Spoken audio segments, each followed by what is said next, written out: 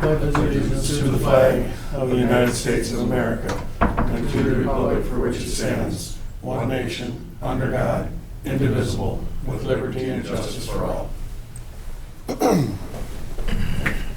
Morning. Are there any additions to the agenda? Mr. Chair, hearing no additions or corrections to the agenda, I will move it as presented. Second. Mr. Chairman, point of discussion, I do have adjustments. I had to sit down first. Oh, okay, I'm sorry, Steve. We do have commissioners' warrants add-ons on the consent agenda dated 9/14 of 21. Those were brought down a few minutes ago, if you wanted to read through those. Total amount of that is $25,273.96. At 10:30 and 10:45, between there, I'd like to move the smock discussion from the other business to that location when County Attorney Sandy is here, so he can be involved in that and give us some input on that. So if you'd like to just jot smock discussion above domain at 10:45, that would be great. At 11:45, we're gonna move Jody Wacker to 12:15, where she originally was going to come. She is a business issue out at the library she needs to deal with. The water, We Are All One Water is going to be leaving today, and she wanted to be there when they were taking that down. So Jody will be at 12:15, and I'm putting on Casey Sievert at 11:45 for an out-of-state travel request. Now, with those adjustments, I move the agenda. I'll second. All those in favor? Aye. Opposed? Motion carries.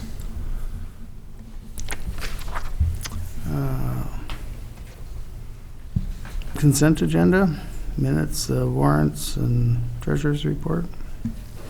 Move the consent agenda. Second. Okay, motion and second. All those in favor? Aye. Aye. Opposed? Motion carries. And Nick? Mr. Chairman, can we do one thing before we start? Introduction here. So I think you have all likely met Jody in the last 2 months, but I wanted to formally introduce her to the board. This is Jody Jensen. She's our new deputy auditor too, and she started on July 19th. Great. Welcome, Jody. Welcome. You bet. Are you getting settled in, or have you been in town for a while? Yes, I've lived here. This is my 6th year in Pipestone. Okay, great. Yep. Mind telling us at all about your family? And Well, I've got 3 girls, ages 11, 9, and 3. They keep me pretty busy with sports, and I guess my parents were all born here and grew up in the Pipestone area, and then they moved to Flanger, where I was raised and graduated from. So Cleansing and Rydell is my family's names. Yeah, so I've known Pipestone since I was in diapers, so yeah, quite a while. oh, great. So it's good to be back, and Well, thanks for joining us. Yeah, yeah, thanks for I'm having glad me. you're here. Yeah, thank you. thanks for coming.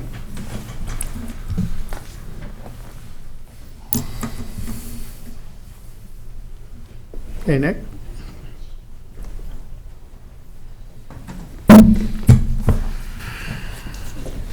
Good morning. Morning. Morning.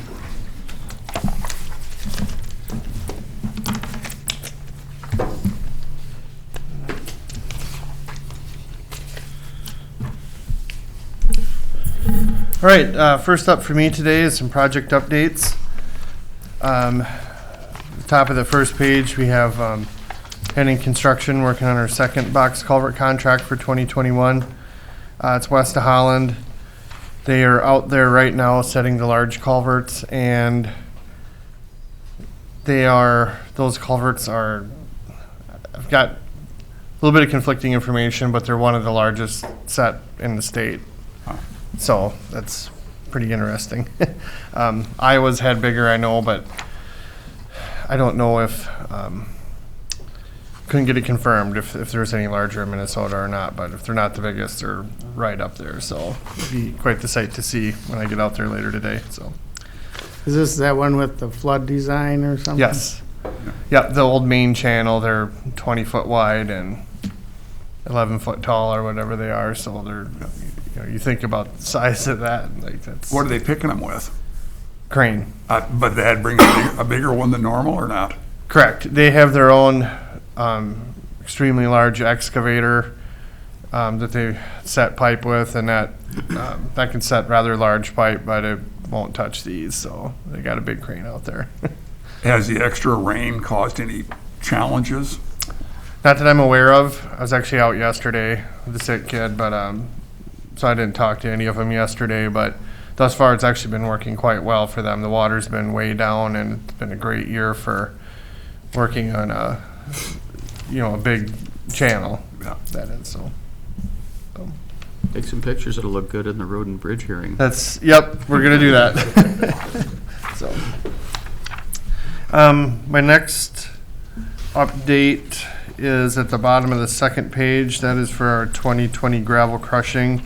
And I have that later on in my list of items to approve the final payment for that. So that's one more project we're closing out.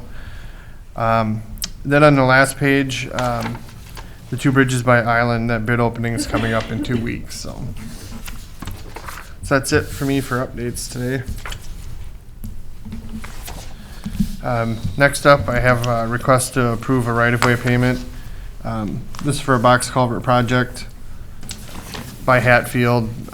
Nothing fancy about this one. It's got some fence on it, and there's not much right-of-way there now. So, but otherwise, this is nothing unique with this one. Mr. Chair, I move for approval. Second. Any discussion?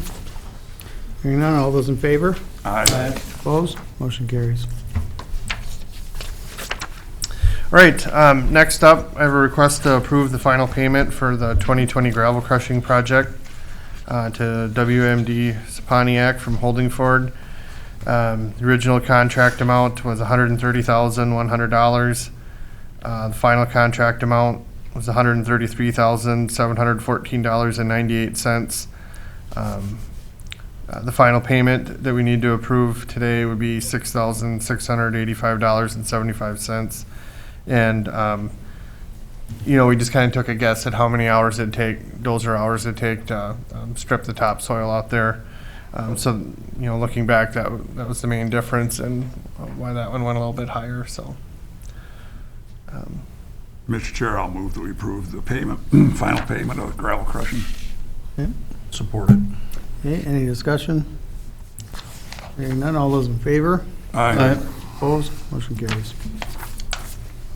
all right, next up, we need to renew our MPCA, which is Minnesota Pollution Control Agency, general permit for our county gravel pit. They have a list of requirements that need to be met as far as environmental concerns, say pumping, contaminants or whatever into streams. We have to agree to follow those requirements. That permit has to be renewed every 5 years. Oddly enough, I think it's $1,240 for that permit, and it's such a unique number. It kind of sticks in my head. I actually think that's what we paid 5 years ago, which is odd that it didn't go up. I didn't look it up, but that number kind of sticks in my head. It was something different like that. And this is required for all gravel pits? As far as I know, that's how I interpreted it, but I never looked into any other ones. I guess ours is the only one that really concerned me, I guess. So. Right. But yeah, we have to do this if we want to operate our gravel pit, and we need to do that. So I'd move for approval. And I will second. Okay. Any discussion? All those in favor? Aye. Opposed? Motion carries. all right, next up, I was contacted by MnDOT a week ago, I think it was roughly. The city of Pipestone had asked them to do a traffic study at the Dar's Pizza Corner.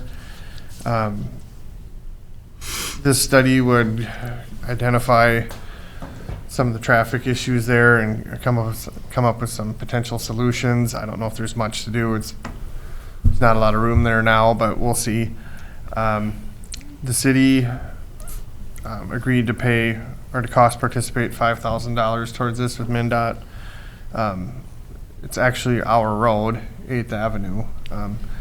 So MnDOT reached out to me and asked if we would throw $5,000 at this too. They said they'd pick up the balance, which they thought would be far more than the 10,000. So I'm in support of this, I guess. There's a lot of congestion there before the school. I think it's only worse now. We had a guy go out there and observe on the first day of school, kind of see what's going on, and it seemed kind of chaotic. So we're going to give it a little bit of time till everybody kind of gets a routine, and we'll probably go back out there and take a peek at it, see if there's anything that we can come up with. None of those roads are ours, but we're all kind of the same team in the end. So if we You just tell them a roundabout is not preferred. yeah, he said something about a mini roundabout, and like, well, did that even fit there? And I couldn't tell if he was joking or not, but he said no, Hope so. it looked pretty close there. So Let's hope he was joking. Yeah, I kind of left it go, and he never brought it up. What is a mini roundabout? 55-gallon barrel set in the center of the intersection? There's not a lot of room there. I am curious, though, and I definitely agree we need to do something and participate in the study. But like you said, is this money going to do anything good? I mean, to study, but what are the possible solutions? They absolutely refuse to put a stoplight up, don't they? I don't. To me, this is what this study would do. It might say that a stoplight would help here, Yeah. possibly a four-way stop would help, possibly turn lanes. I don't know. They spend a lot of time researching different options for traffic, so they know more about that stuff than I do. So we don't have a whole lot of they have a lot of different scenarios throughout the state, where they see, yep, this worked here, this didn't work. We're Right. pretty small and don't have a lot of variety as far as that goes. So I did add another note here, in my mind, and this is no guarantee, but in my mind, if there was a traffic study already in place saying that, this would help or whatever, I would think that might help us if there's ever grant funding available for certain types of intersection fixes. We could say, yeah, we already have a study done, we identified this as a problem a long time ago, and I'd like to think that'd really help our odds at getting some money if there ever was anything coming available. So, $5,000 in the world of traffic today is not much money. So, he talked with me about it, and I guess I would recommend that we proceed with doing this. So, Mr. Chair, I'll move that we approve the traffic study contribution. okay. And yeah, they need a resolution to do that. I attached a copy of it. I think that was in your packet. Yep. Okay. Yep. Do we have a second? I'll second. Any discussion? Just, I understand that something needs to be done. Aside for the traffic, another problem is like the traffic coming in from the west comes in real fast into town that way. A lot of times we have a deputy sitting there at DARS Yeah. because of the speed everyone's coming into town, so. Oh, so it's still fast at that corner? Oh, yeah. It's posted at 30, but it's very No, a rarely. lot of time people are going 40 or more. Okay, so this, Down that hill, too. okay, so yeah, at that corner, I'd imagine they would observe that too then, high rates of speed there, so. Okay. And at times when school's starting or getting out, they can be Getting really out hard to worse. make that left, which a lot of people would be trying to.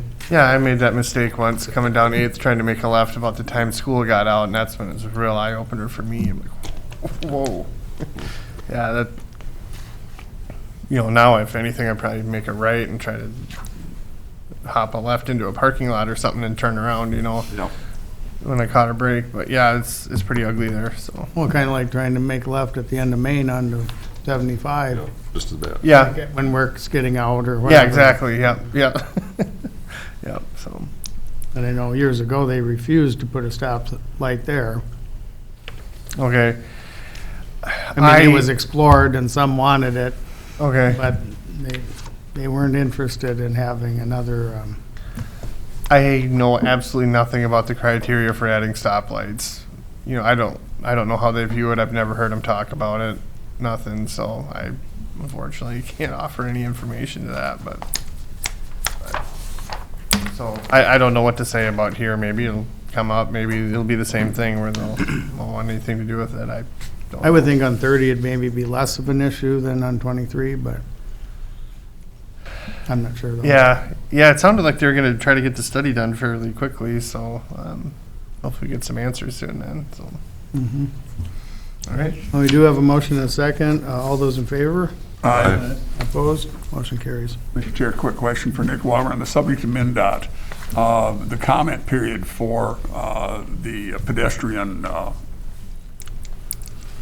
study that Whatever they're you wanna doing call out it, yeah. here. Has anybody submitted any comments for that? Have you heard anything? I or- don't know. And how long does that comment period run? I don't recall, do you? But- I remember seeing the notice for it. I think they had some signs or something out there. You could just put your phone up to it, right? And it just popped the study up. No. So, okay. It's in the city building with forms and Oh, okay. drop off. Okay. Okay. Has Yeah. anyone ever seen anyone use those? No. I mean, to me, they were put in poor locations. You know what I mean, where people wouldn't typically even cross necessarily. During the fair is the only time I could see. Right, and even then, it's really, especially the one on Fifth, it's really, across to nowhere.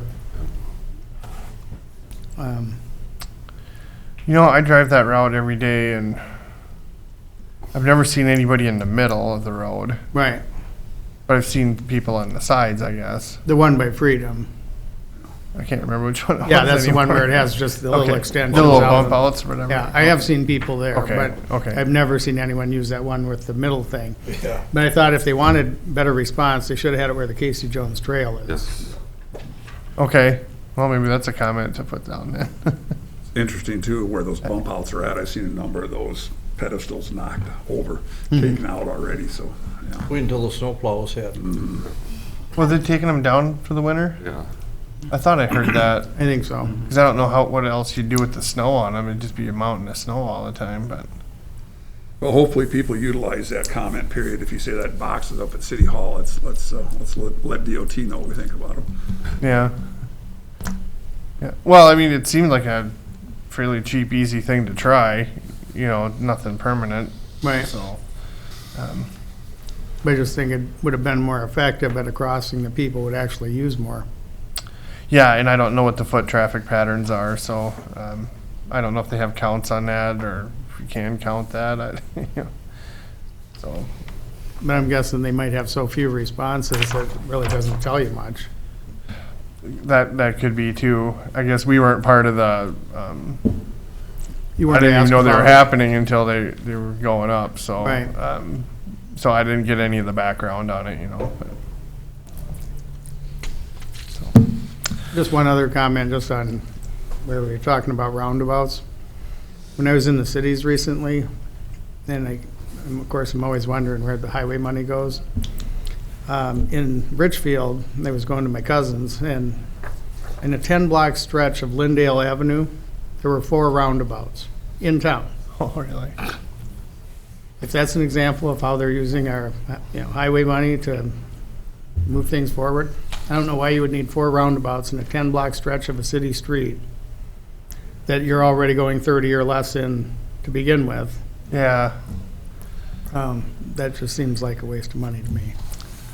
Yeah, when I go to like district meetings and stuff, they really don't talk much about Metro, so I don't have any explanation, I Or guess. same way when I went to Rochester after that, there were exits off of Highway 52 where there were 1 roundabout or 2 roundabouts on either side of the ramps as you exited from the highway, which are just going on to, small county roads or whatever.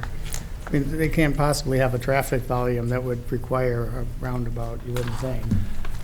Yeah, I've never really dug into them because I just don't see any use for them down here, so. Right. But apparently they really love them over on the other side of the state because Yes. they're everywhere. Okay. I guess I don't get out a whole lot. And I'm I kinda- think, well, if they cost $1 million outstate, I'm guessing they cost more in the metro. Oh, I'm sure, yeah. Yeah, So just makes you wonder. yeah. Where is the closest one to here even?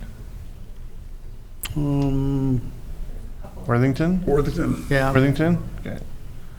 Okay.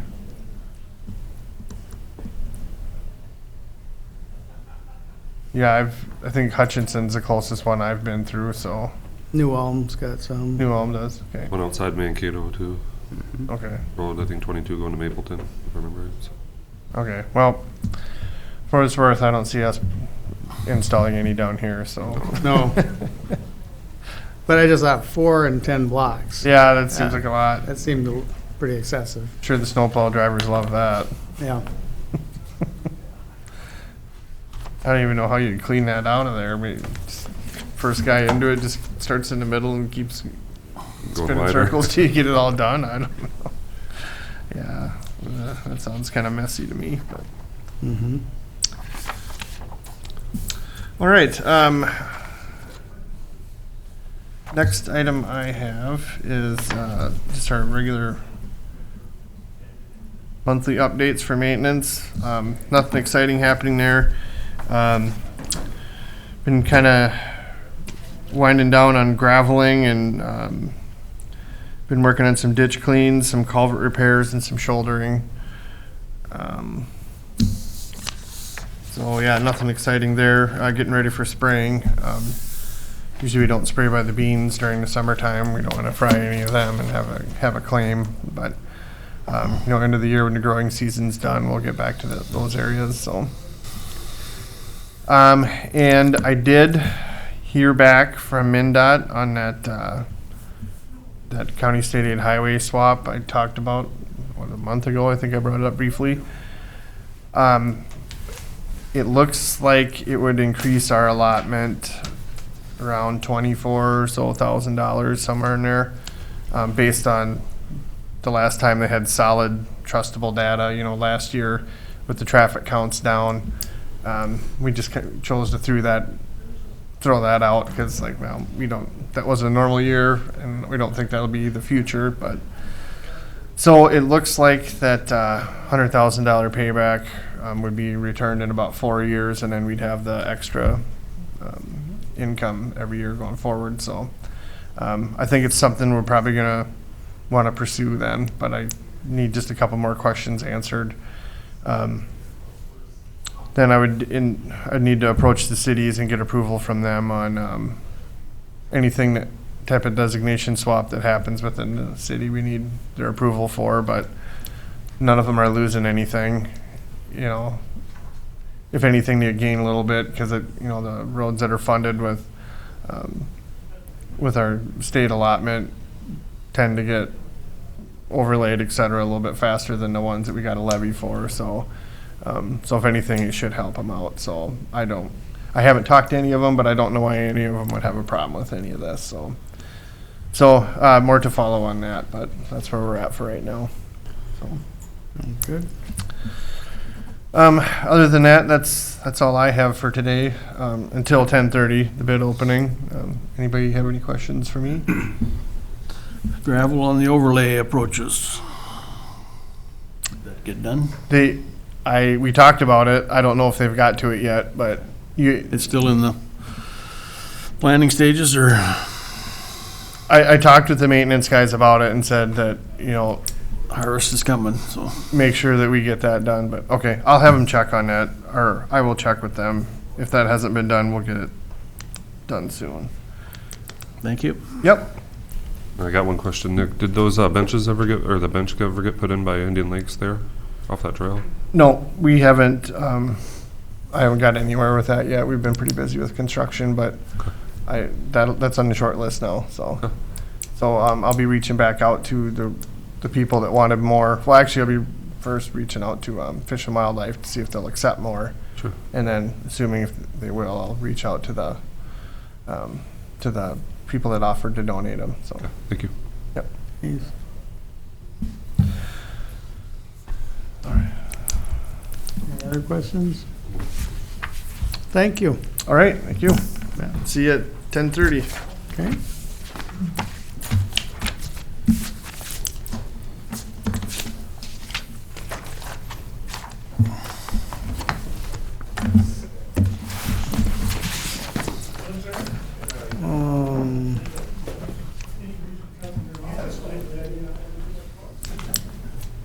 When we do the ditch levy, Certainly. won't take long. Mr. Chairman and board members, in the back of your packet, you have a request for board actions, just at the very end, just before the treasurer's report. It's a request from the ditch committee for the 22 ditch assessment. They're requesting a ditch assessment, $62,360, which is double last year's assessment. It was 31,180 where we were last year. So they're requesting that. They're planning on doing more ditch cleaning work in 2022 in the area from the Highway 23 bridge to the northeast, and then where the ditch breaks off and goes to the southeast, doing that section, and also up to the Highway 23 bridge towards Holland. So it's almost 7 miles of ditch. And we're working on getting quotes on that right now. Move for approval. Is there a second? I will second. Any discussion? Just for clarification again, so this money then it's passed on into the property owners that benefit from that? That's correct. So this is not going to be coming out of the levy? Correct. Right. It's not a levy item. This would be for the 2022 ditch assessment to the landowners that benefit from the ditch system. Yeah. Are we going to have any landowners who are going to have any surprise by the increase, or they're already aware that the necessity of doing this? Because really it came from the ditch committee that's made up of those landowners, so they should be aware of what's going on. Right, and I think we're also contacting all landowners along the portion that they're gonna dredge so they could mark their tile and whatnot. Is that the same place they did some trees this past year? No, this would be. It's a different one. This would be starting at the Highway 23 bridge by Highway 75 by New Horizon Okay. feeds, and then the ditch goes northeast from there and then goes southeast as it branches off underneath the Casey Jones Trail and heads off down into Gray Township. Okay. So it'll be that section we're doing this year. So this will take it all the way northeast to where it goes underneath Highway 23, North of Veterans Park. north of Veterans Park in that area. So it's a Big project. it's an ambitious project. Yeah. Whereas the other work that we did was pretty much on the downstream part there by, this will be upstream. Yep. And we do have a motion and a second. Any further discussion? Hearing none, all those in favor? Aye. Opposed? Motion carries. Thank you for that.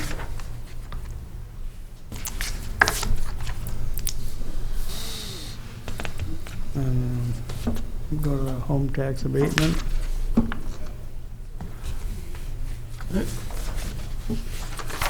Mr. Chairman, I recommend we open the public hearing at this time for home tax abatement for Mr. Mark J. Robinson.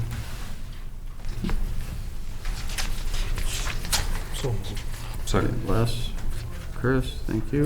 All those in favor? Aye. Opposed? Motion carries.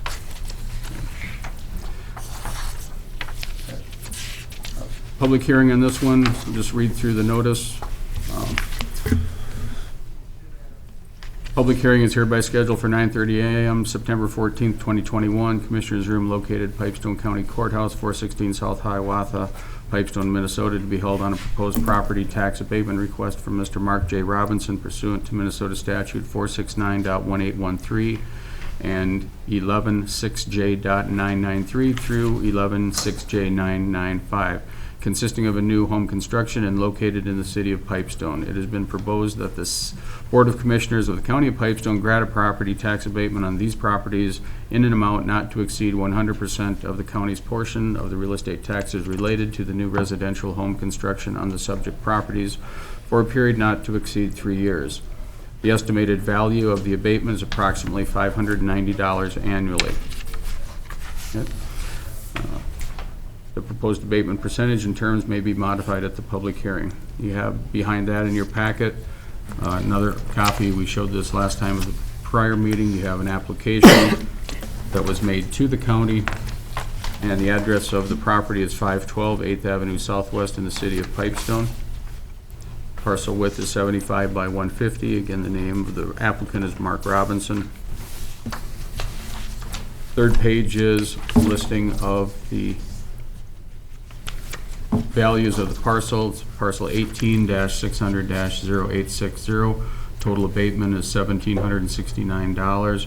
Divide that by 3 years, approximately $590 per year on that.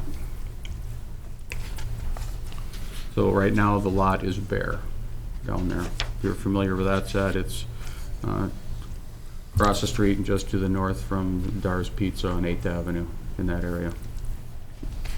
Okay. Mr. Chair, I'll move that we approve the total abatement of $1,769 for Mark Jacobson, or excuse me, Robinson. Second. Any discussion? Anyone from the public wishes to comment on the abatement here during the hearing? I just have a question, Myron or Jeff, does the city have a similar program in place? Yes, we do, and it'll be the council's next agenda, Okay, same request. okay, sounds good. This past zoning in Pipestone? Yes, he's conferred with the building and zoning official, and it does meet zoning requirements.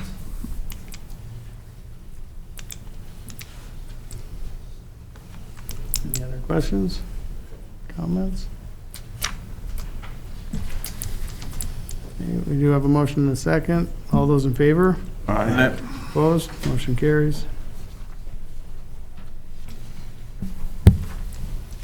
Mr. Chairman, I recommend we close the public hearing at this time.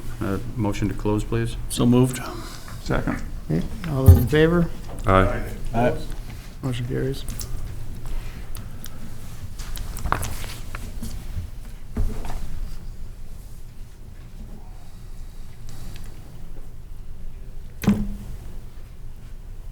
Okay, thank you very much. You bet.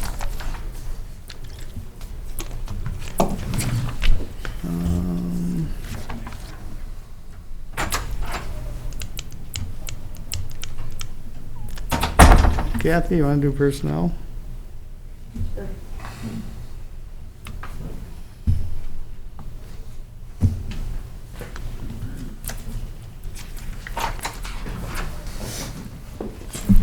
Morning. Morning. Well, first of all, I have an announcement of a new hire for the minutes, and Mackenzie Tuft started as a full-time dispatcher jailer on September 7th, and she replaces Tyler Brunk, whose last day was July 21st. So just for your information and for the minutes. I have a few items for your consideration this morning for approval. The first one is the Administrative Support Specialist in Corrections job description, and this should have been in your packet. I am requesting approval to update this job description. It's been posted on our website. The position has been posted on our website. Judy Ford plans to retire later this year, but I don't have an official date yet. It should be probably sometime in November or December. And we worked with Jeff Arndt on this. He would like a little bit of overlap with Judy and the new person. And he has some money in his supervisor's fee fund to pay for that additional overlap of salaries for the new person to start before Judy retires. So I am seeking approval of the new job description and to officially fill this position. Mr. Chair, move for approval. I will second. Did you want to mention the one change? Yes, so Commissioner Johnson did point out to me this morning, they took out the urinalysis sampling as a job duty in the job description. It was also listed in the physical requirements of the job. They have other options for that, so they don't feel this position needs to do that anymore. So that, just striking out that last sentence also in the physical requirements of the job is part of this request. And was that the major revision then in her job description, or were there other ones as well? You can see on the second page there are just a few things striked out. So the transcribes, she doesn't transcribe the investigation reports anymore. The agents do that themselves. And then just some different methods that she uses for court reports. She e-files documents to the court and scans client files into the database. That's a pretty significant part of her job as well. So those were added in. I saw Jeff, Jeff was in the back of the room a moment ago. He stepped out. Is he still out in the hallways? He got anything to add? I'll go see if he's still there.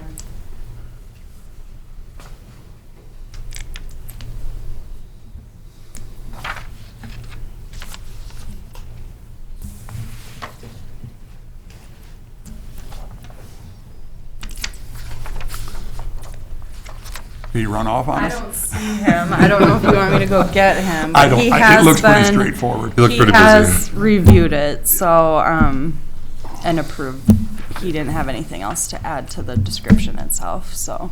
Very good. And again, the way our contract is with the state, her employment, then she's actually paid by the county, but she's a state employee. How does that work? Yes, so we pay her her full-time wages and benefits, and then they reimburse us 50%. I'm not sure how often they reimburse us. Is it just once a year? Or? Once a year, depending when the state cuts checks. Yeah, So is she part of our pay study then or not? she is. Yep. And she's part of the courthouse union. Okay, thank you. Any other questions? Not, all those in favor? Aye. Opposed? Motion carries. Thank you. The next item I have are 2 letters of agreement. One for Sandy Erickson and one for Pam Teese. And Steve and I and the Personnel Committee discussed this and feel that because of their additional responsibilities and duties that they're taking on the bulk of the work when during this interim where we don't have a full-time auditor treasurer. So we feel that they should get some additional pay for the additional work and responsibilities that they're taking on in that time period. Just looking at different auditor treasurer salaries statewide and just our past practice too. The auditor's office does get a little more than the treasurer's office because they do have kind of the brunt of the work or more duties. They both are very important offices and have a lot of work to do, but in the upcoming months, the auditor's office has more, so that is why Sandy's is a little bit higher than Pam's, but I'd be requesting both of these for approval. Again, this is a short period of time, hoping to have somebody in here by November. So I don't anticipate this lasting more than a couple months. Mr. Chair, I'll move that we approve both of these letters of agreement with both of these employees because they're additional duties. Second. Any discussion? You said there are differences in them, but they are equitable. We feel they are. Yep, and do the employees feel that way as well, do you know? They were presented to each individual employee and they've both signed off on Okay, them. thank you. We had a meeting with both employees individually on that and went over their duties, what's going on in their office, and they are taking on a lot more of the responsibility. Absolutely. So as I'm, overall responsible, they are doing the day-to-day work for that. And as Kathy pointed out, as we're moving into the fall of the year with budgets, levies, tax calculation, T&T notices, preliminary tax statements going out. So there's a lot more work going on there. And Pam, nothing from Pam, she's doing a lot of work in the treasurer's office to take on primarily the financial aspects of everything going on over there. No. So definitely recommend it be done. There's also more staff to lead in the auditor's offices too. True. So there's 2 more staff or 2 staff versus 1 staff. But. Any other questions? Hearing none, all those in favor? Aye. Opposed? Motion carries. Thank you. Next, I have the insurance committee recommendation for next year's county contribution. And I do plan to bring back a resolution for the cafeteria contribution at the next meeting if this is approved, just kind of formalizing that and laying out the new contributions for next year. But I've passed out what our increase was from Prime Health for 2022. And our increase was 6.7% on average for all of our plans. It does vary slightly between one plan to another. And we did meet with the insurance committee last week, and I've passed out this sheet here, and it's kind of small, but hopefully you can read it. This is the insurance contribution options for next year.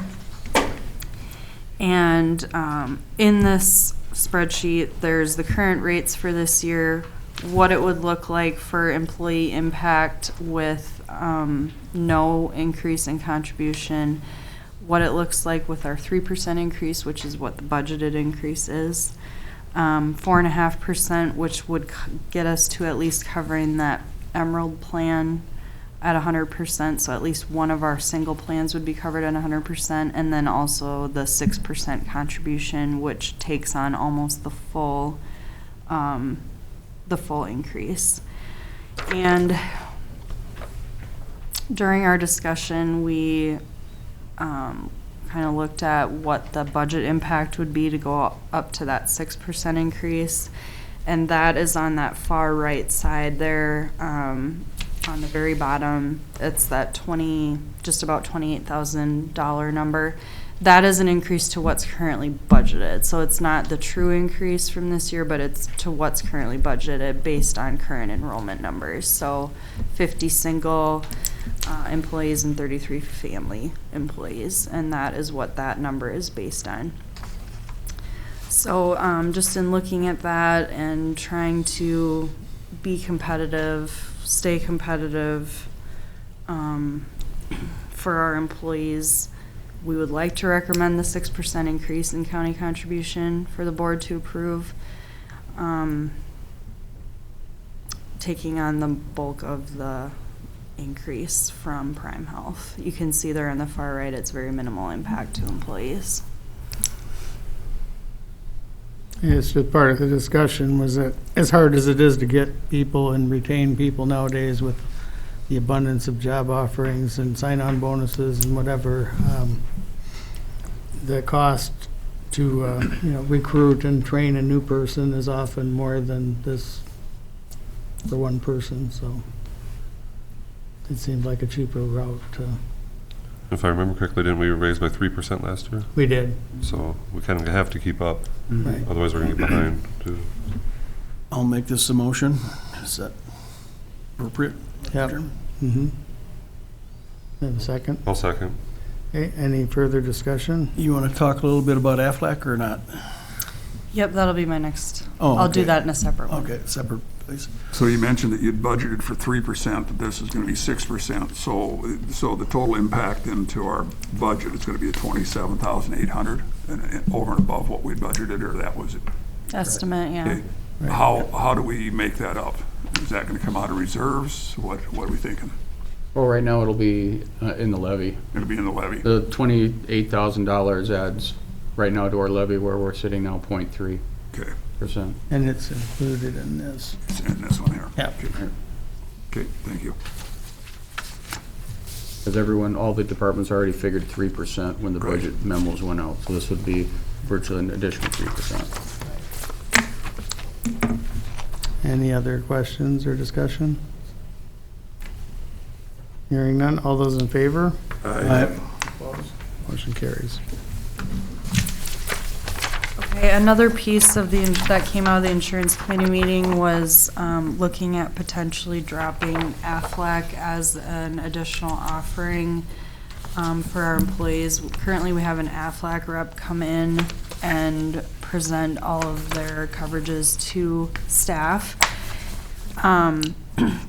And basically, they end up being individual policies, but we're billed as a group. So they are individual policies, they're portable. They can take them with them and pay direct if they need to. But we just pay them as a group, essentially. And during the discussion, one of the members of the insurance committee said it would be nice for us to then, if we do decide to do that, offer some group plans, which there are group plans available through Integrity, who is our ancillary benefits broker currently. And they have given us quotes for next year. They have the critical illness plan, which basically is a cancer plan plus. So one of our more popular plans through AFLAC is the cancer plan. And this would cover, you can see here, cancer, heart attack, stroke, kidney failure, organ transplant, all the way down. So this would be similar to the cancer plan that's offered through AFLAC, but on a group rate level. And then the other plan is a hospital care plan, so that's like an intensive care benefit if you had to, or even just normal hospital visit. It's kind of another supplementary policy to help you pay for some of those out-of-pocket medical costs if you are hospitalized or have long-term stays in a hospital or ICU. So, I guess my recommendation is to offer these group plans and discontinue the AFLAC with notice to those employees and work with our AFLAC person to get them on direct pay if they want to continue their policies. We're just kind of trying to phase out these other companies coming in to sell benefits. Mr. Chair, I move for approval. I'll support that. Okay, any discussion, questions? Hearing none, all those in favor? Opposed? Motion carries. Thank you. I do have one more thing. I don't know if I'm ready to present this yet, but we have a Pearl plan option for next year. Right now, we only offer 4 plans. I don't think we've decided on whether or not we're going to offer that next year. So that is going to be presented at next board meeting. So right now, we have the Emerald, Ruby, Sapphire, and Diamond, and we're looking at that Pearl plan currently. So, any other questions for me? Thank you.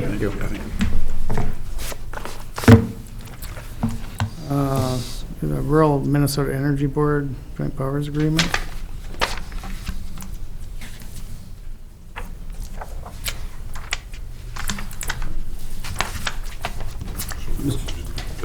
Jones?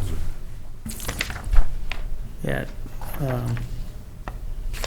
Oh, I'm sorry. 5 minutes ago. Oh, yep. Yeah, let's go to Jeff.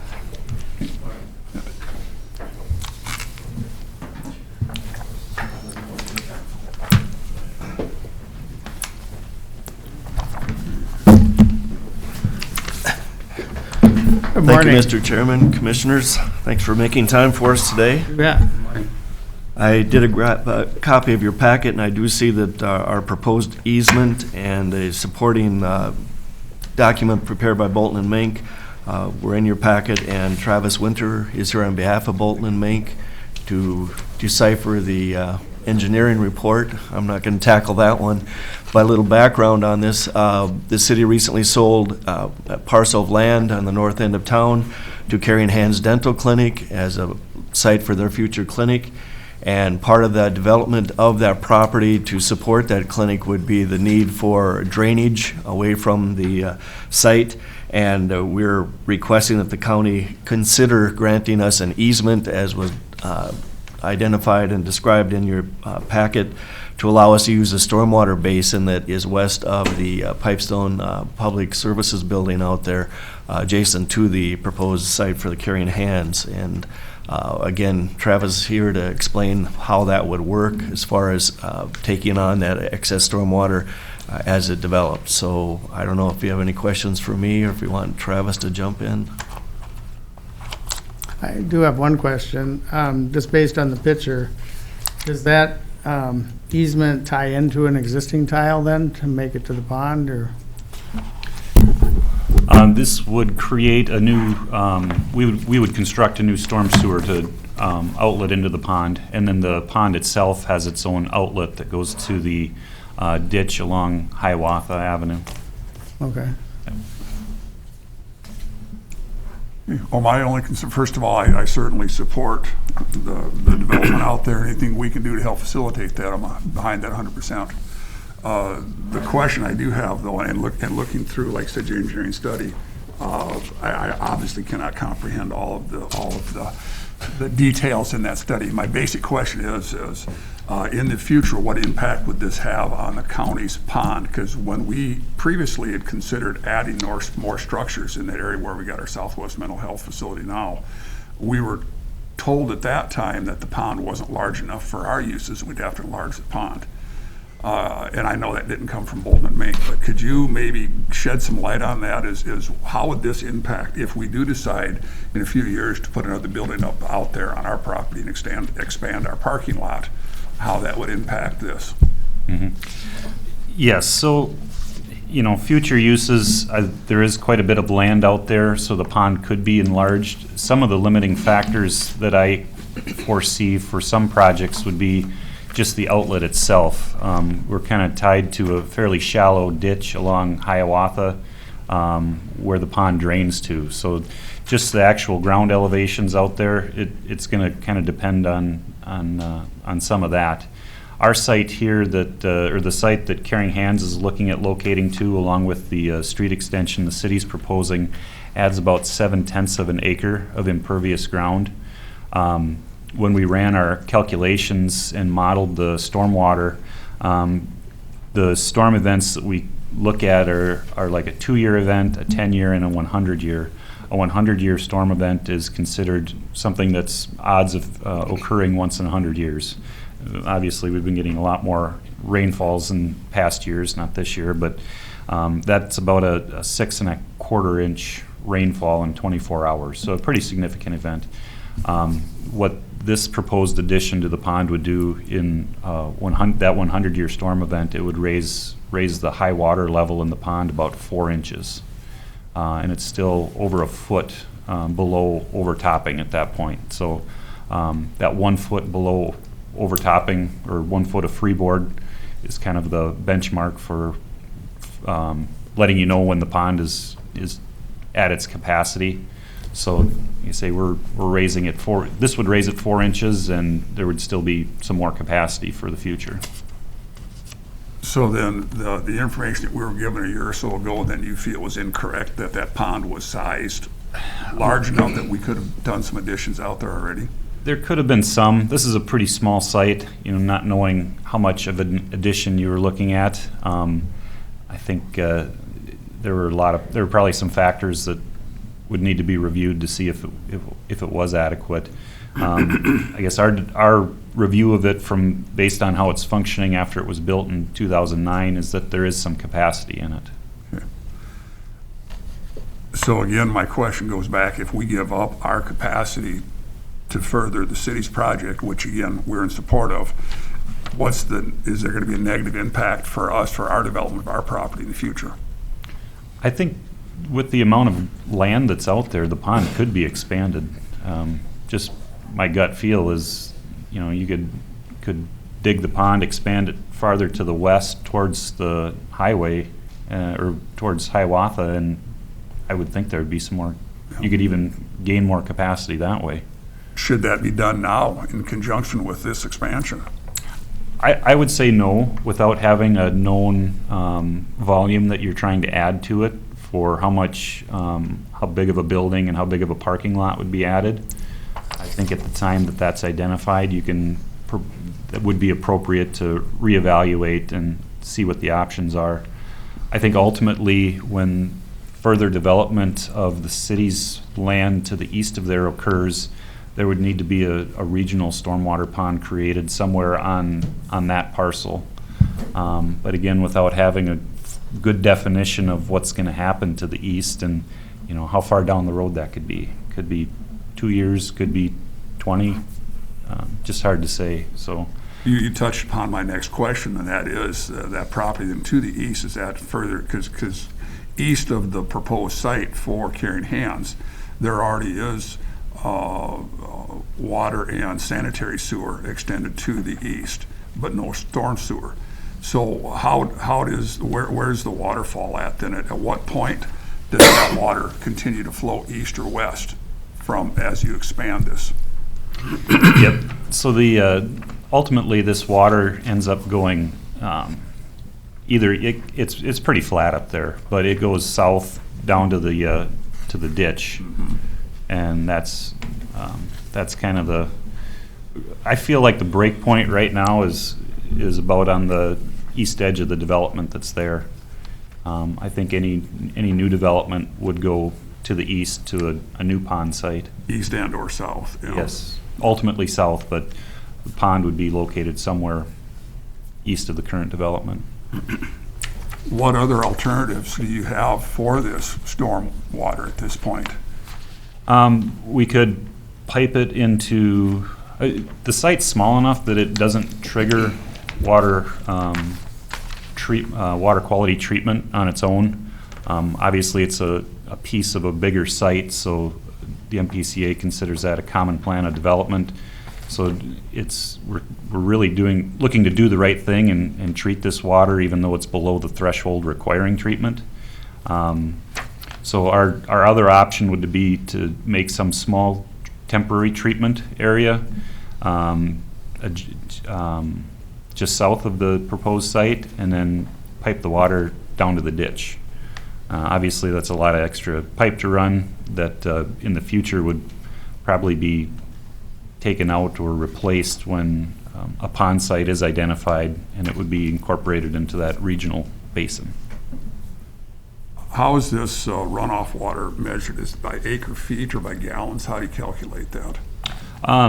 For our analysis, we based it on the flow rate, cubic feet per second, how much water is coming in there. So that's how we were able to identify the volume that would be added to the pond. So then what volume are you adding to our pond? Then you've got a figure for that. I don't have that in the report. It's available. So my question is, would it be logical to think that we should expand that pond to accommodate that additional water that you're putting in it? Should that expansion be done now, so that when this is done, that the county still has the same capacity that it had before you added your water to it? I don't think so. We've still got,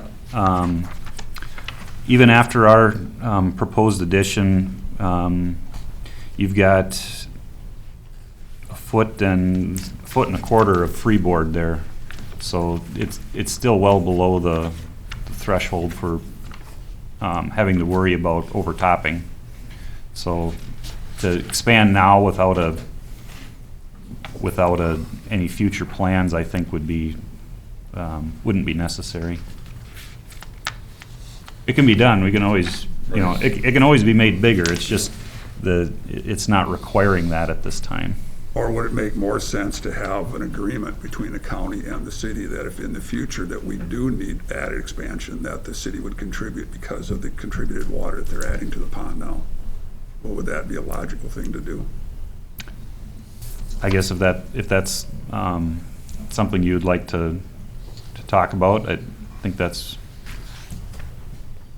practical. Obviously, we're adding some water now. It's a site development that I think betters the community as a whole. So again, yeah, and to reiterate, we certainly want to do what we can to help develop that property. We certainly do, but we don't want to put the county taxpayers at a disadvantage because of this either, because there are some possible other uses for some of the property that the county already owns out there. Mm-hmm. I guess I'd be interested in exploring that. What do you guys think? Does that make sense? I don't think we necessarily have to expand it now. But to have an agreement of some kind in place that if we do need to in the future, that we're not boring the entire cost of that. It's kind of a nebulous area to go into, you know, how much water, how many, Yeah.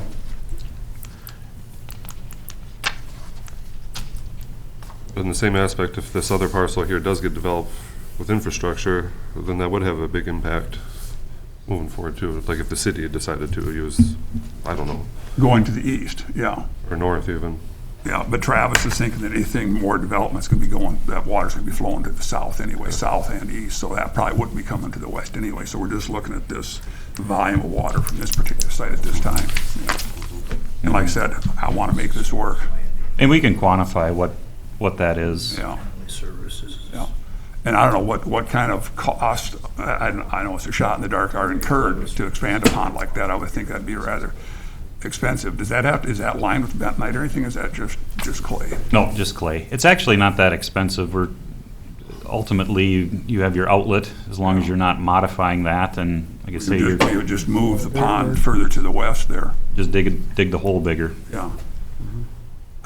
I guess I would really like to get more information on how much bigger should we make it, or what it would cost, and should we do it now, should we do it later?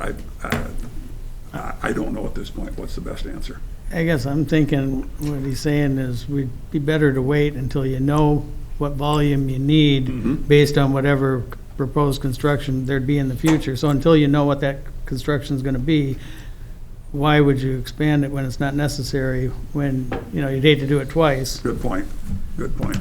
And also, it certainly wouldn't be fair to the city, and they say the city's gonna have to pay for any expansion, because that's not fair either. It'd be just whatever their proportion would be for the amount of gallons they're putting into it at this point, so. If we could figure out some kind of a mutually benefit agreement for the city and the county both on that to cover ourselves in the future, I would like to explore that.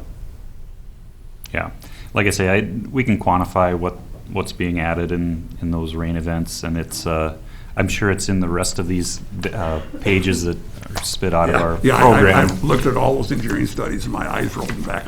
I don't comprehend this at all. Yeah, that's the full analysis from our modeling software.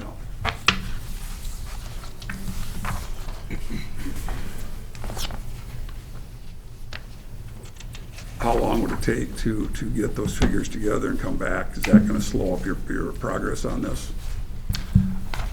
Like I say, I'm sure we have it. I just don't have it at my fingertips at the moment. But you know, figuring the overall volume of the pond and what percentage we're increasing, I guess that's probably the proportionate amount that you're looking to have some participation in the future. Yeah. And Jeff and Myron, what do you think? Does this sound reasonable at this point? I don't want to put up any obstacles to this, but. Let me ask you, Dan, is you're talking about delaying approval of this for some period of time until you gather more information? Because if you are, then I'll be required or will feel obligated to go back to Carrying Hands Dental and tell them to put their construction plans on hold while you get your. Again, that's why my question was, how long would it take to put this together? Is something we could do in short order so we'd have an idea of what it would be? Or can we go with the gentleman's agreement at this point that we are going to have some type of a memorandum of understanding of what any additional cost would be passed back along proportionally to the city? I want to keep this project moving forward. I think the latter would probably help us to make sure we're moving forward at the right time. Like I say, a memorandum of understanding is probably the best way to approach it, because there's. The problem being is obviously that your entire city council would have to vote on this as well too. I assume you don't have the authority to make this agreement, nor would we at this point. It would have to be, a mutual thing. So I don't want to slow the project up, but I also don't want to jeopardize any future development of that property for the county either.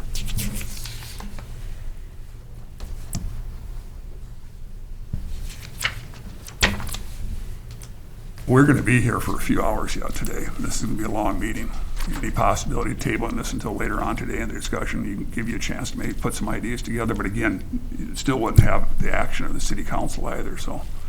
And you guys just met last night, so it's going to be 2 weeks before you meet again. No, we'll be meeting Monday night. Monday night.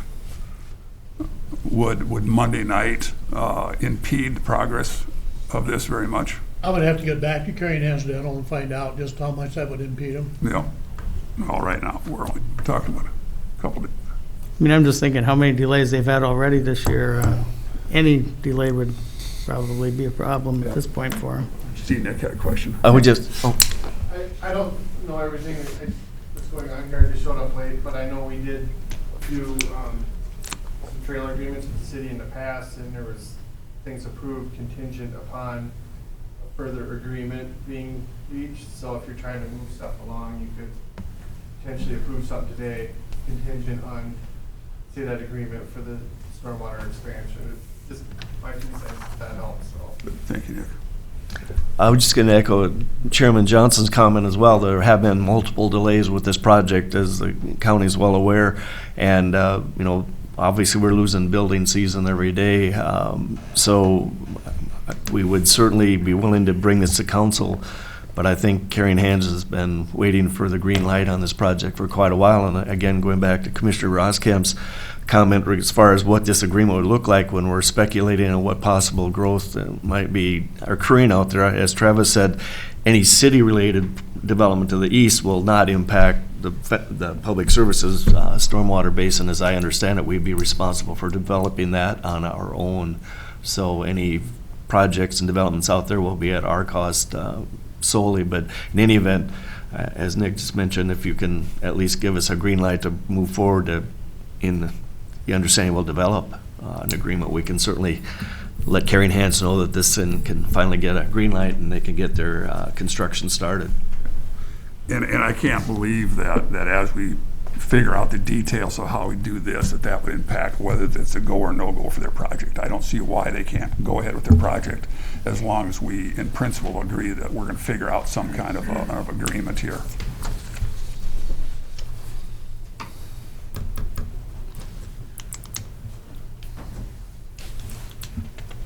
Seven-tenths of an acre of impervious ground is not that much. I think we can approve it right now without an agreement. That's my opinion. Is that a motion? I can make that a motion. Do we have a second? Second. Any further discussion? I still think we can seek what Dan's looking for after the fact. I do agree that we need to get this project moving, and we really don't know what we're doing today either out there, so I think how everything's drawn up, we can go ahead and move with it. The 7/10 of an acre, though, does that also include the amount of paved road? Because that's going to be more than 7/10 of an acre by the time you figure the size of their lot. Or is that the road as well? That is the road as well. That is the road as well. Yeah. Yeah, it's a pretty short extension, and their site isn't very large either. Okay. And then again, as that road gets developed to the east, that's going to have other catch basins, and that'll be drained in a different direction, so. Yep, correct. So again, to clarify, so the impact on this pond is going to be minimal. Correct. And it shouldn't have any effect on whether or not we make our parking lot bigger later on or not. No. That's what I wanted to hear. That's good. Mr. Chairman, the other thing too to think about too is if we ever, when we build something out there, it's again going to be the impervious ground we're concerned about. So parking lot is virtually it, and then the runoff from the building into gutters, not the grass and the area around it. So very possible we'd be looking at if we built there might be very similar to 7/10 to 8, 9/10 of an acre, be less than an acre possibly, depending on what was put out there, where it was, and how the drainage worked. And the operation of that pond historically has not been taxed by any means. That it's not had a problem. No, sounds like it's dry most of the time. It was dry when we looked at it, and I'd be happy to take a look at whatever information you had before that you said it wasn't feasible to. It was part of the deed requirements. Okay. So that quantifies that as well. We realize how ridiculous some of those requirements are, so. Okay. Good. Okay, any other questions, comments? Not, all those in favor? Aye. Opposed? Motion carries. Thank you very much. Thank Thank you you. for your time.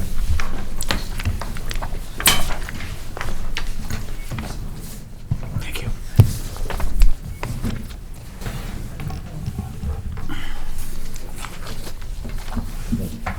Public hearing for the auditor treasurer appointment.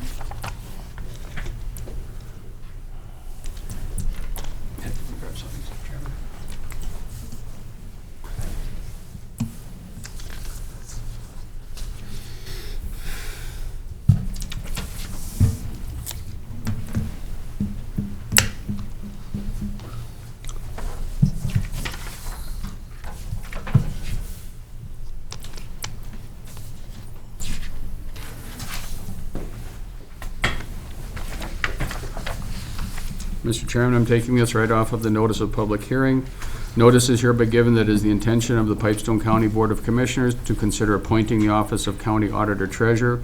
The county board will conduct a public hearing on Tuesday, September 14th at 10 a.m. in the Commissioners' meeting room at the Pipestone County Courthouse, lower level of Law Enforcement Center. Persons attending the hearing will be given an opportunity to speak either for or against the appointment proposal. Mr. Chairman, I'd request a motion and a second to open the public hearing. Mr. Chair, I'll move that we open the public hearing to discuss the appointment of auditor treasurer position. Supported. All those in favor? Aye. Opposed? Motion carries. Hearing is open. Do we have any people that'd like to speak one way or another to this?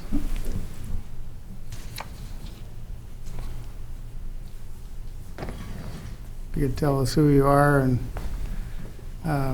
you need name, address for the, just name? Name is fine. Okay. Sure. Hello, everyone. My name is Joel Farrington. I am the clerk for the City of Edgerton. Okay. I believe in finding the right person, so I believe an appointment would be the right way to go. Tyler was an absolute fantastic resource for us to reach out to questions regarding taxing matters, assisting throughout the area. Absolutely fantastic. When he was free, he'd openly stop in, just touch base to make sure we had everything that we needed as well. So, I mean, it's really about finding the right person for the position. Experience and knowledge is really our goal, finding the right person, ideally. And I would like to float the idea of inviting the additional communities throughout the county into the hiring process as well. I would be very interested in being a part of that panel for this projected hire as well.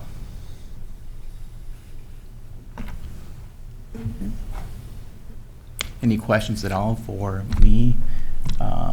As the clerk, we were very sad to see that Tyler moved on, but again, here, wish him the best in his career.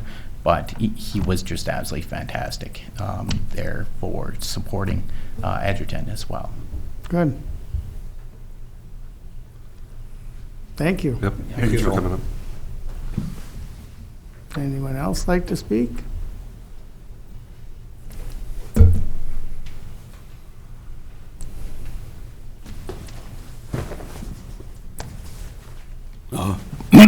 Ben Denton here, 216 6th Avenue Southeast, Pipestone. Just a couple of things for the record. Number one, my opinions do not reflect those of any client. Please do not attribute my personal opinions to any client, public sector or private.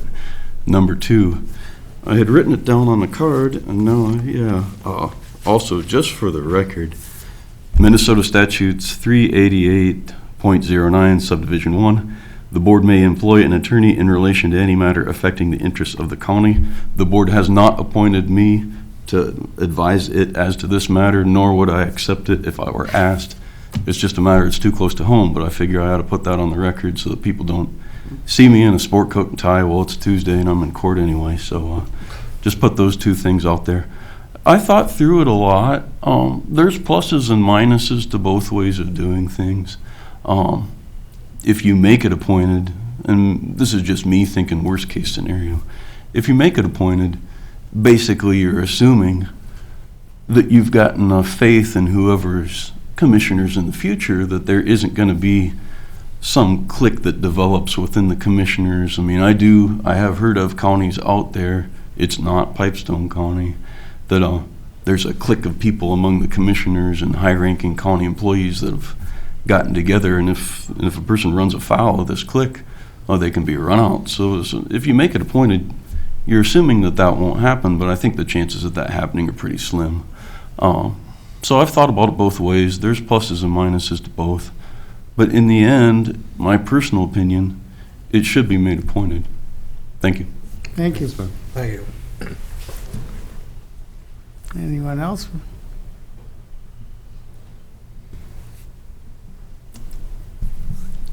Hi. Morning. Glenn Nelson from Pipestone. I again have thought, and I tried to search out just why the position was elected from the first place, and that was kind of confusing to me. I didn't really find out why it was elected, and then I went to the appointed portion of it, and I like Benjamin just stated, it has some advantages to that particular point. But again, I was thinking about the click business, and you as a appointed position, he would be underneath your discretion as far as being appointed, and that kind of bothered me as far as being a taxpayer, because I looked at his duties and I questioned, you know, if this auditor was responsible to the taxpayer and looking over the costs. And if he did ever come up with a question or a something that was against the county commissioners, how much he would be responsible for his actions after that, so to speak. And that's where I come into question, you know, because he's looking over the taxpayers and their responsibility for what costs are incurred for the county. And I guess I'm leading back to I don't support the appointed position, because I feel that there should be a separation of the powers, so that elected position would be responsible to the taxpayers and not to the county commission. So that's what I've got to say about it. Okay. Thank you. Thank you. Thank you for the time. You bet. Is there anyone else who would like to speak?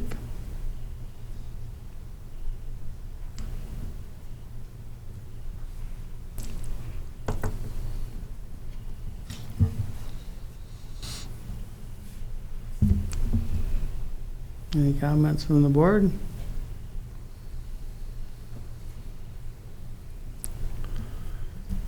This is a topic that we've been talking about for a number of years now, even since my first term here or whatnot, talking about advantages, disadvantages, and whatnot. I see both sides of it, and I've too have come full circle too, but in support of the appointed position.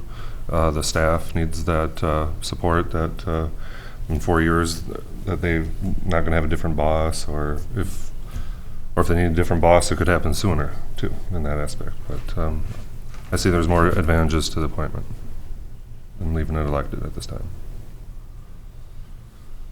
Yes, with the elected position, you have no control over the person's ability. I mean, it's a popularity contest. There's been other counties that have went through the elected process, and it happened recently that they had a big problem.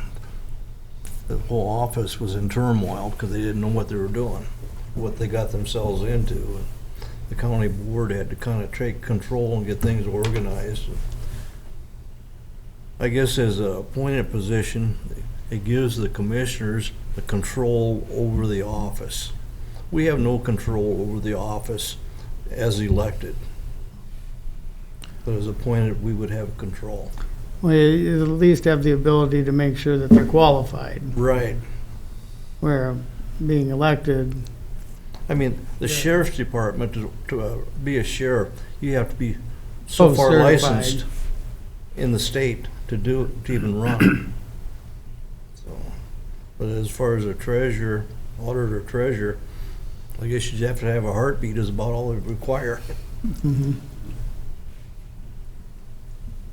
In response to any question about accountability, the individual then that does hold that seat as auditor treasurer under an appointed position, that person would be accountable, yes, to us, but obviously also to our administrator and also to our HR department. We've got a very professional, very qualified team that we've gathered here. So it's not going to be that any one of us 5 commissioners could have a particular whim one way or another.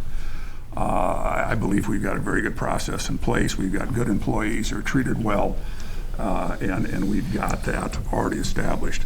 If there would be some type of anomaly where the person in that position wasn't working out, under an elected position, to have that person removed, it would take 4 years or a recall, or, I mean, it would be a mess. Expensive. In this case, if there was something that wasn't correct, the public could come to us, and we could certainly have it addressed by our administrator, by our HR department. If there was credible concerns, it could be addressed. So I really strongly feel that for the betterment of the county, and also the betterment of the employees that work in that department, to have this as an appointed position, which would be more accountable to the inner workings of the government body, I believe is really the way to go. Yeah. Sure. All right, so initially here, I'm relatively new to the whole structure. So initially, this position would be appointed and would report to the city administrator. Is it possible at all? County. Yep. Is it possible at all that they could report to the commissioner, the board here? Well, all of our employees do, but it's through our administrator. It's kind of a chain of command, Yep. like in the military. Because again, it's not fair to our administrator to have every department head lobbying the 5 of us. Right. We've got an obligation to support our designee, and if there's an issue there, then we address that. So basically, because otherwise your department heads would have 5 bosses. Who wants 5 bosses? You want 1 boss, and then the 5 of us then are the boss of that boss. Okay, all right. Who wants 5 bosses, right, Steve? That's right. I already have 5. That's right. He's got 5. All right, I just am declaring. at their will, so if this goes through, the department head, it would be a department head position, and it would answer to me for evaluations and operations, that type of thing, so we'd be working through it that way. I'm not sure if it's similar to how you're operating in Edgerton.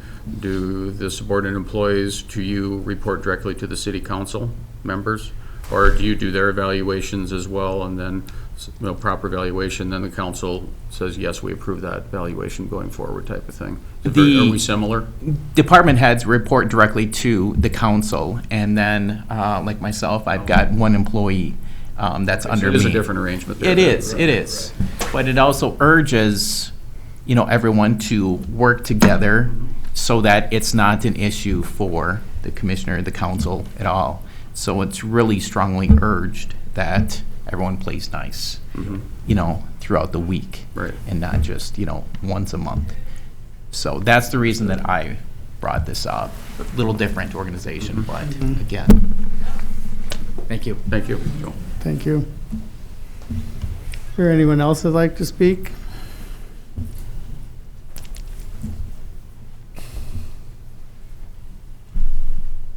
Stephanie LeBrun, county resident.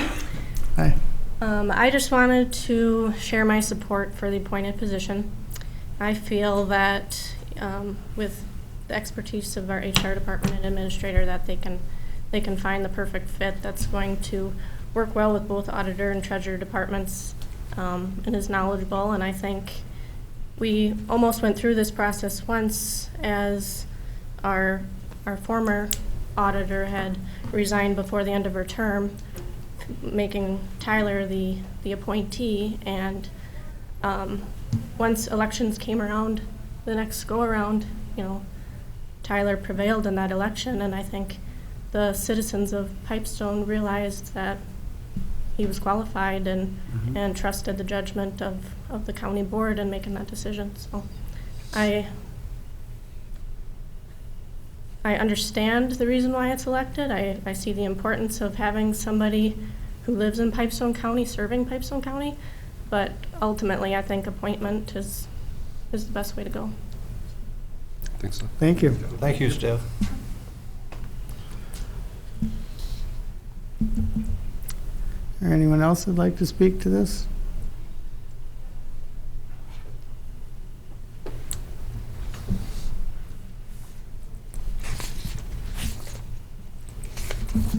Any other comments from the board?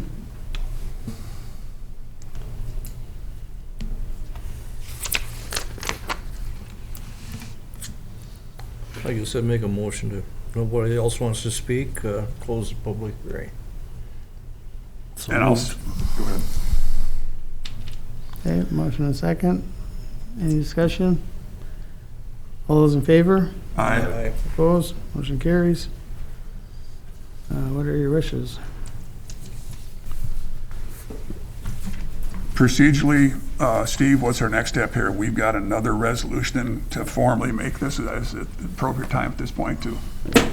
Your options at this time are still to approve Resolution 59-28-21, which would be the appointment of the auditor treasurer position due to vacancy in office. The board could choose not to adopt Resolution 59-28-21. You can also table whatever you want to do. I mean, but Mr. Chair, I'll move to adopt resolutions 59, 29, 21. I'll support that. Okay, any further discussion? Hearing none, all those in favor? Aye. Opposed? Motion carries. And again, Steve, just for the public, then if you would go through the steps as well. okay, for the public, as of today, the board adopting Resolution 59-28-21, making the office of the county auditor treasurer appointed due to vacancy in office. A clock starts today that would give the community, the citizens of Pipestone who are registered voters, a 30-day window to gather signatures for a petition to bring it back to the county board. And then if they do that, the board would then be a referendum, and that the appointment process would end at that point. If that's why it says on the bottom here, the effective date of the resolution will be 30 days after adoption, to give the public time, if they so choose, to get a petition going of registered voters in the last election to sign that petition to basically say, we don't want this to happen. Is there a number that's involved? Percentage of? Approximately 10%. 10% of the voters. It's about 540, 550 voters, I believe. Yeah, it's around 550. 550.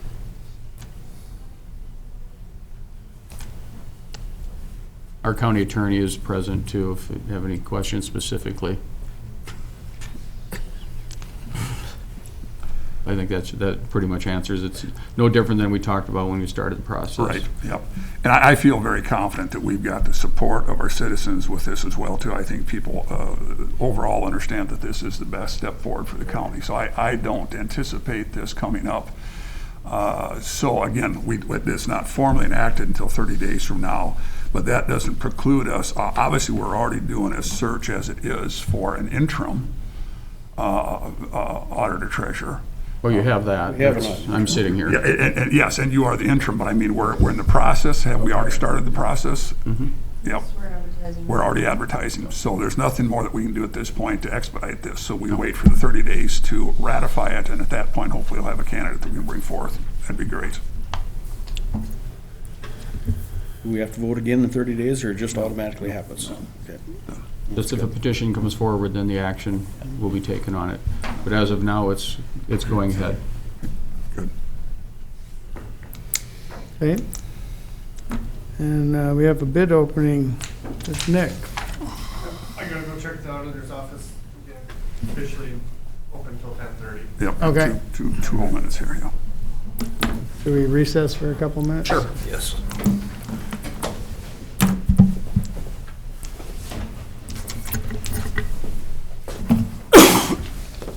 Ask you later. Okay, we're back on. Okay. Can reconvene, Nick. All right, this is for our 2021 gravel crushing contract. Looks like we received 4 bids. A little bit unique with this one. We're notified, I think yesterday morning, we were missing a signature page in our proposal. It appears that somehow the copy machine went and made 2 of one and missed one that needed a signature. So we sent that out to everybody later, but you will see the one I have a secondary envelope that's just that they had already submitted their bid, so that's just the rest of it. I don't know how that happened, but it did. So you'll see 2 envelopes. That's what's going on with it. The first bid is of Central Specialties out of Alexandria.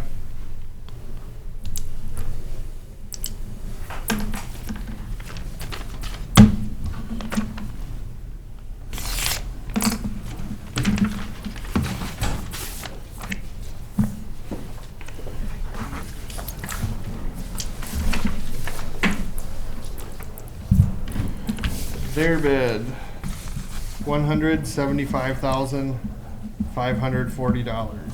$175,540.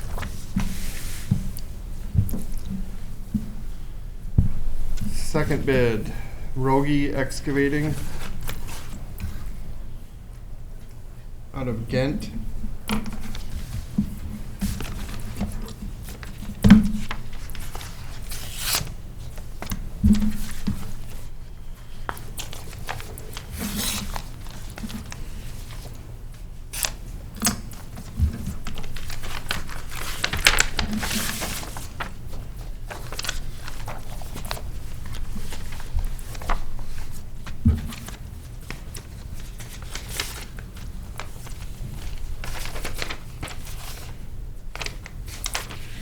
All right, their bid, $99,900.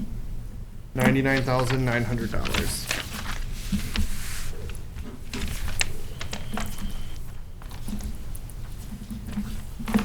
Third bid is WMD Saponiak out of Holdingford.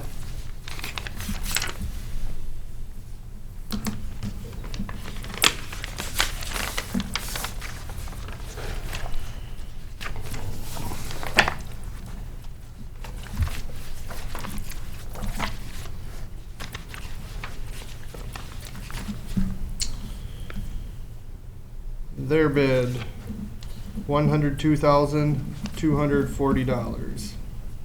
$102,240.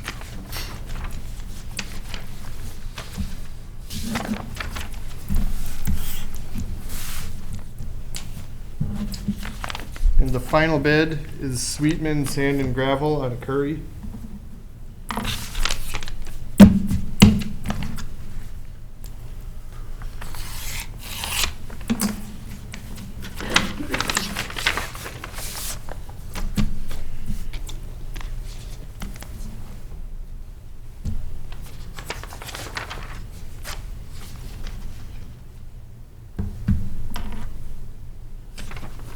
Their bid, $98,300. $98,300. 3 are so close and the other one's so high. Yeah, that's, I had to look twice at that myself. So. Engineer's estimate. Hold on, please. Okay, there's your balance.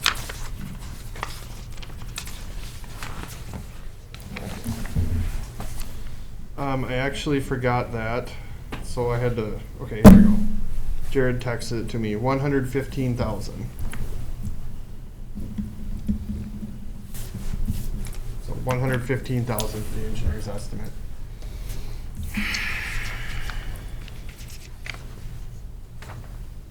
Pretty good bids then. Yes, yep, very good, very good. Have you worked with this company before? We've done overlays with Central Specialties. I don't think we've worked with Rogie Excavating before. And then Saponiak and Sweetman, we've had both of them before, so. Okay. Yep. I'll see a bond for Rogie. Does he have a certified check in there? Okay. That was the first one. I think he submitted a certified check instead, if I remember. Because it said in our ad, we'll accept either a bond or a check. I don't see anything on there. Okay, Unless you got it in here, yeah, there you go. okay. You got it okay. buried in there. Okay, good, 5%. All right. Just didn't take it out for me. Stuck in there. Okay, you're good. They all check out? Okay. We would like a few minutes then to check bid prices, and then I'll return with the recommendation. Okay. One question for you, Nick, before you go. Yep. Additional yards, do you anticipate going above the contract or not? If what they are producing is working out well, they're meeting their gradations like we expect and everything, then yes. But that clause is never part of the bid, that's always negotiated after the fact. If we want additional yards, we'll talk at that time. Correct, and it's always at the same bid price, so there's nothing unique going on with that. Because all the equipment is here. Right. Correct, Okay. yep, yep. How much, Yeah. how much actual gravel does this cover? 56,000 tons, I believe. 56,000 ton, okay. Yeah, and in the near future, we're probably gonna start doing something different, either bigger contracts, to accommodate, like some of the public requests from, like, as you heard this spring about our gravel road condition. Also, there's a lot of gravel. When we opened that pit up, it went down to about the water level. But we since have sent our excavator out and dug some test holes, and there's another up to 13 feet of gravel below that.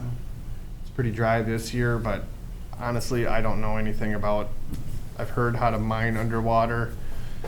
That's something maybe we want to look at doing before we put the dirt back on the floor. Also, I'm really cautious. I don't want to, say, install a tile to drain that water down, and then we drain somebody's well or something like that. So I need to do more homework before I recommend anything on that, but I am conscious of those two items, and I'm going to try to do some fact searching here and come up with a recommendation. So Sounds good. Might as well get all you can while it's uncovered. right, it'll cost more to get that, but otherwise that dirt's going to get moved again. Excuse me, again, and I'll be long dead and gone before we would run out of the stuff above water. But I feel like it's the right thing to at least explore putting a little extra money in now and going down deeper. So I'll do some more homework on that, and you'll hear about this again. So Sure. So all right, well, we will check bid prices, and I'll be back. Okay. Move on to the SMOC discussion. That'd be great. If you'd like, Mr. Chair, I can introduce them. In fact, Neil and Laura, if you'd like to come forward. I believe you've all met Neil Steffel before. He is our director of our SMOC out of Worthington. Then Lori Gunnick is. Good morning. You all know Lori. Lori, she wears two hats. She's a fellow commissioner over in Murray County, as a lot of you know, but also her main job is that of our Head Start director in Worthington. She works for the SMOC facility. So, welcome, guys. Welcome. Mr. Chair and members, good morning, and thanks for making time on the agenda for us. As Commissioner Wildermuth has just described, I'm joined by our esteemed Murray County Commissioner and Head Start Director at SMOC, Lori Gunnick. My name is Neil Steffel. We're here because one of the programs in our agency that we've delivered since the 60s is the Head Start program. And Lori is going to fill you in on where we're at with our need for a facility in Pipestone County, to serve the eligible families in the city of Pipestone.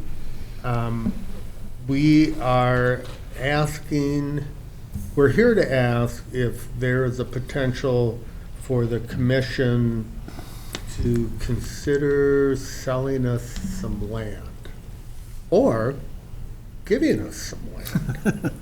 So don't chuckle too hard. I'll turn it over to Lori. Thank you. There's a potential for us to be able to receive some funding to build a facility and to do some expansion. The federal government is looking at Head Start as a program since it's been here since 1965. It's something that works very well for families in poverty, but also would be very beneficial for other families. Our current facility has been amazing. Peace United Methodist Church has worked with us very, very well, but we're limited there. What was licensable 30 years ago isn't necessarily now. And so there's a potential for some possible funding.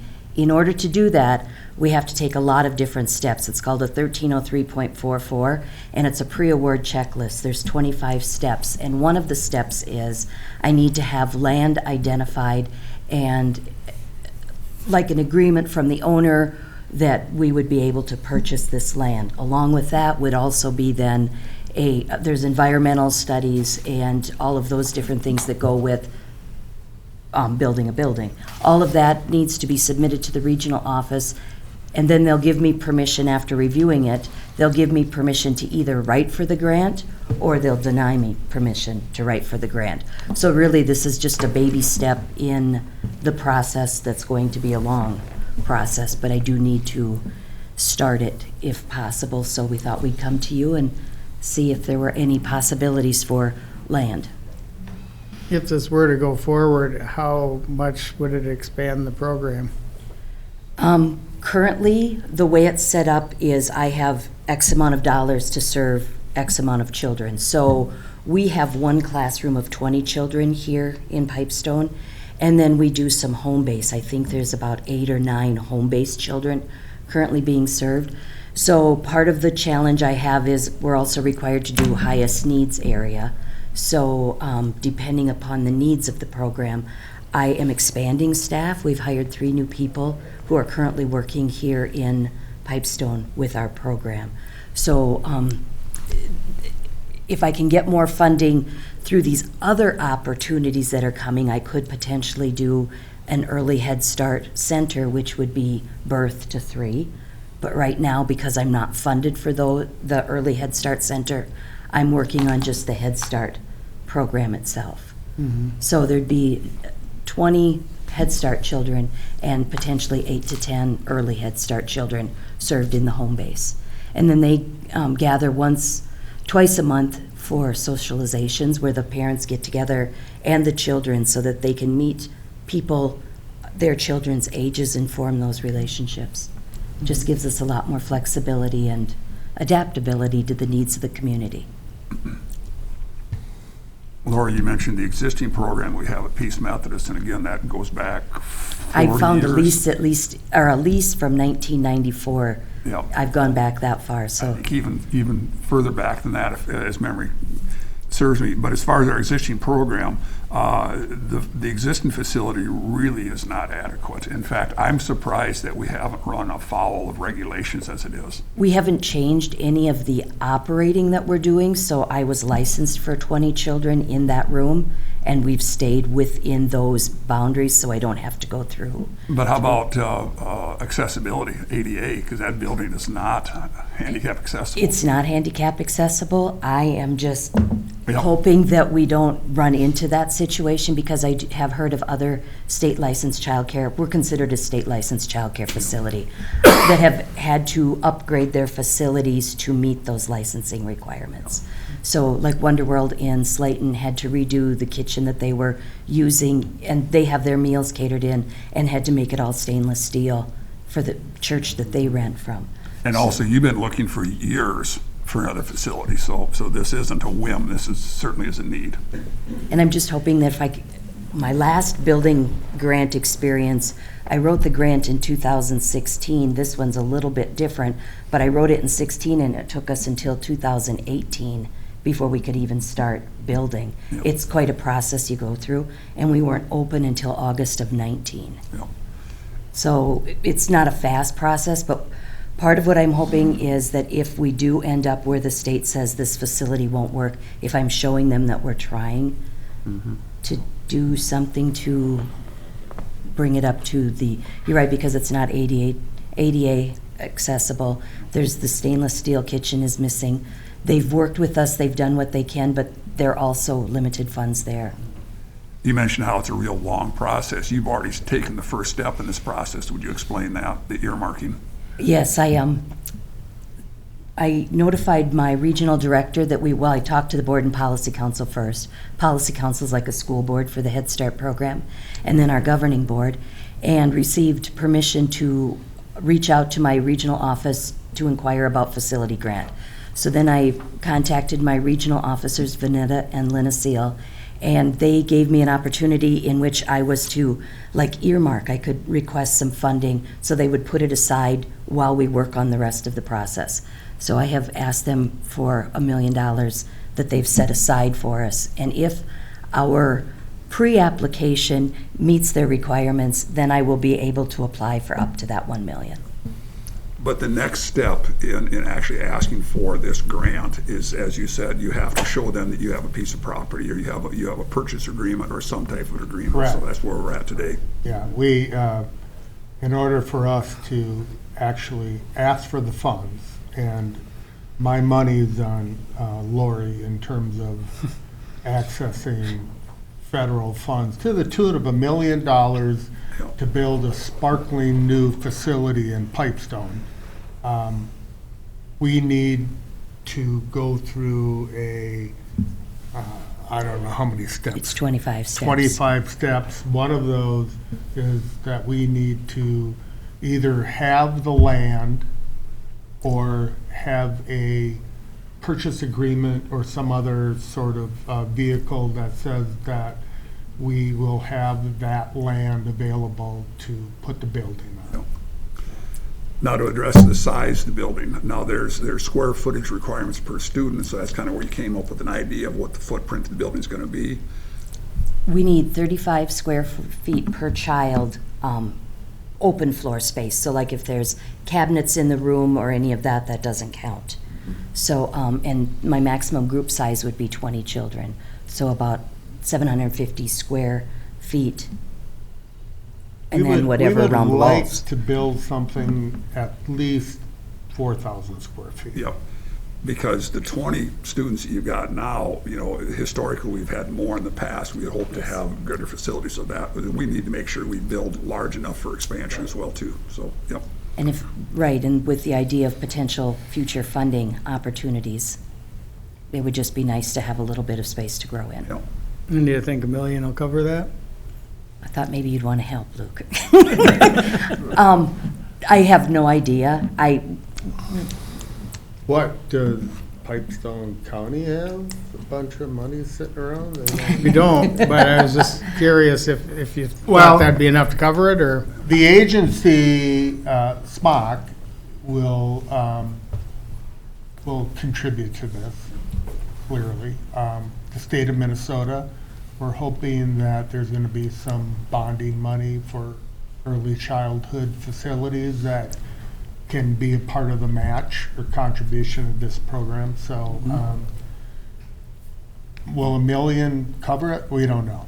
But we just built a 14,000 square foot facility in Worthington for $3.5 million. And so we're talking about A quarter the size or less. Correct. And of that facility there, the same thing. The agency contributed more money to that to make it larger at the same time, too. So that's already been part of the SMOC board's philosophy. The agency's philosophy is to build for expansion as well, too. So the agency certainly has contributed. They've got skin in the game here as well. So I guess, Mr. Chairman and members, what we're asking is, given what we believe is some availability of land that the county has, would the county be willing to enter into an agreement to sell us a lot that, and we're looking at 150 by 150, which would be about 22,500 square feet. Is that something that the county board would consider doing? And we can negotiate, first of all, would you be willing to do that? Secondly, would you be willing to negotiate a price for that? We have room for that, like by family services, or? There's a couple different spots that would possibly work. I really do believe that there would be.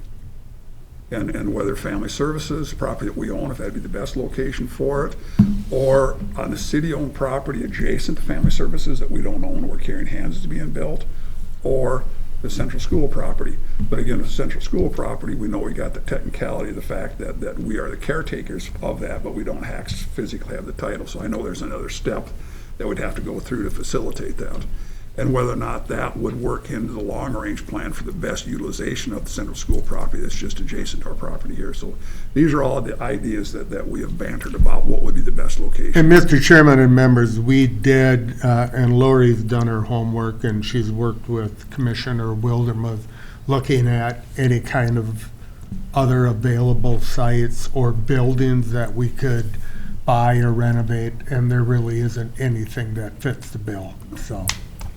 In fact, I think to help illustrate that, we can see the struggle that Caring Hands Dental went through trying to find a facility. They searched high and low looking for something, and it just wasn't there. So building new certainly is, in my opinion, the correct approach here. Is there a preference for location? Somewhere that they won't mind us being. No, I meant for accessibility or privacy or... The places that Dan spoke about, either one, it's 6 to 1, half dozen of the other. They both would be very good sites. How about the current school sites that are becoming available? Do you guys own those too, or would that be We don't city? own those, but School district owns those. Okay. school district owns those. But Is this big enough? I'm just asking, so. Yeah, and I honestly have no answer for that. I need, those sites are very nice also. I just need a place that we would be able to work with the owners and be able to present my application. Because again, this is I'm giving them the information to see if it's a viable program and if they'll even allow me to apply for the grant. So, For construction 2-3 years down the road. Yeah. So, yes, a lot of moving parts here. One other question I had, you said you wrote a successful grant, where was that? down in Worthington, 1.75 million is what I got down there. Okay, thank you. You know where the elementary school is at in Worthington, on the very southwest end of town? I'm not very familiar with Worthington at all. Yeah, it's down out south of the lake too, How about, otherwise, yeah. how about zoning? Are you allowed in a residential area or?